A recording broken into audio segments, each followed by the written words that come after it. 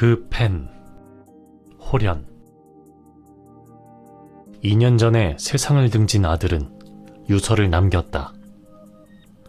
물이 담겨있던 컵이 엎질러져서 유서는 흠뻑 젖어 있었다. 아들이 유서에 쓴 글씨도 물과 함께 번져 형체도 남지 않았다. 바닥에 들러붙은 유서를 집어드는데 펜이 굴러나왔다. 이것으로 유서를 쓴 것일까? 땀인지 모를 액체로 끈적이는 펜을 챙겨두며 내내 궁금했다. 유서에 아들이 썼던 말이 뭐였을까?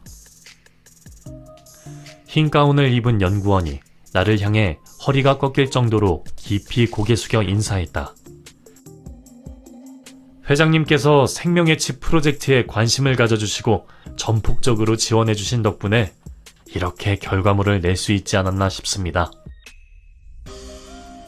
회장님의 펜에 얼굴을 미리 만들어뒀습니다. 생각의 칩을 회장님의 펜에 집어넣는 순간부터 펜은 살아있는 사람처럼 말도 하고 생각도 할 수 있게 될 겁니다. 과연 펜에는 작은 얼굴이 있었다. 정교한 눈썹과 눈, 코, 입뿐 아니라 양쪽 귀까지 있었다. 이어 연구원이 손톱보다 작은 마이크로칩을 펜에 삽입하고 전원을 켜자 순간 펜이 눈을 반짝 떴다.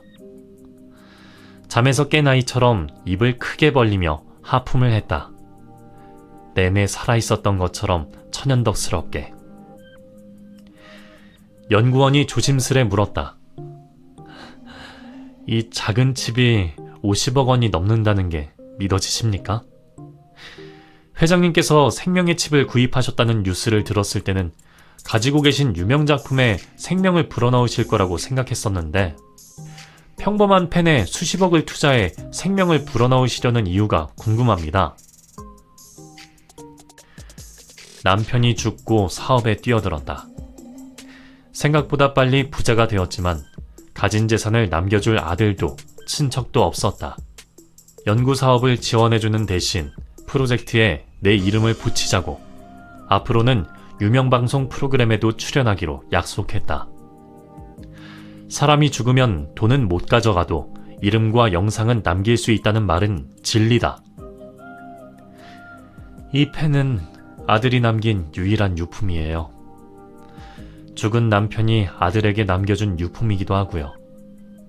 제게 있어서 어떤 고가의 미술품보다 소중한 것입니다.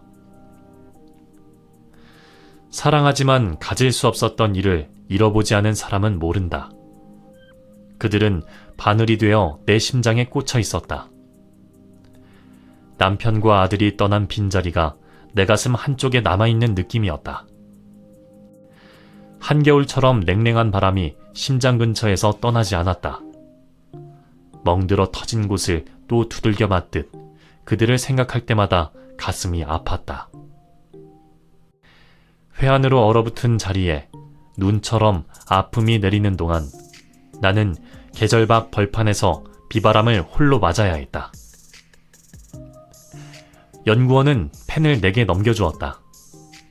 무생물이었던 펜이 생명을 얻었다는 것을 감격스러운 얼굴로 설명했다. 펜의 눈과 내 눈이 마주쳤다. 펜은 나를 향해 눈웃음으로 아는 체를 했다. 냉소적인 미소가 마음에 들었다. 아들이 유서에 뭐라고 썼었니? 정말 알고 싶어요? 펜이 묻자 나는 당연하다는 듯 고개를 끄덕여 보인다. 펜은 망설이지 않고 대답했다. 나는 엄마가 한 모든 짓을 알고 있어요. 라고요. 그 펜을 산 것은 나였다. 신혼여행 둘째 날, 남편이 내 집안 돈과 결혼하는 대신 사랑은 다른 여자와 하겠다고 고백한 후였다. 나는 호텔 매점에서 5,000원짜리 펜을 하나 샀고 신혼여행에서 돌아온 후 남편 이름으로 수십 개의 생명보험을 들었다. 틈만 나면 그 여자에게 달려가는 남편을 버리지도 그렇다고 유혹하지도 못했다. 처절하게 버림받은 비참한 마음은 재처럼 검게 독을 품었다. 도끼를 끌어안으며 나는 매달 보험료를 납부했다. 그때마다 양손을 모으고 뭔가를 소원했지만 사실은 무엇을 빌어야 할지도 몰랐다. 7년이나 지속되던 결혼 생활이 끝난 건 축복이었다. 사고 현장은 참혹했고 남편과 함께 있던 여자는 많이 다쳤지만 죽지는 않았다. 남편의 장례식 날 다른 사람들 앞에서 소리를 내며 울었지만 혼자 있을 때는 울지 않았다. 눈물 대신 피식피식 웃음이 나서 견딜 수 없었기 때문이다. 병원에 입원했던 여자가 죽고 그 여자가 낳은 아이를 데려왔을 때도 웃음이 멈추지 않았다. 처음으로 만난 아이는 아장아장 걸어다녔고 나는 아이를 끌어안고 냄새를 맡았다. 서류상 내 것인 아이에게서 그 여자 냄새가 났다. 아이는 곧 그 여자의 냄새를 벗어냈다. 소용없어.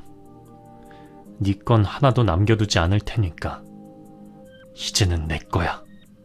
남편도 네 아이도. 아이를 볼 때마다 그 여자에게 말했다. 그러나 계획에 차질이 생긴 것이 2년 전이었다. 사랑해주며 키웠다고 생각했던 아들이 변한 것이다. 내가 친엄마가 아닌 것을 알게 되었다며 대들기 시작했다. 눈빛에 품은 도끼를 나는 알아보았다. 너는? 내가 무슨 짓을 한 줄 다 알고 있니? 내 물음에 펜은 대답을 망설이는 눈치다. 마침 연구원이 기념사진을 찍자며 핸드폰을 들이대자 교활하게 두 눈을 굴리던 펜은 활짝 접대용 미소를 지었다. 나는 펜을 쥔 손에 힘을 준다. 아파.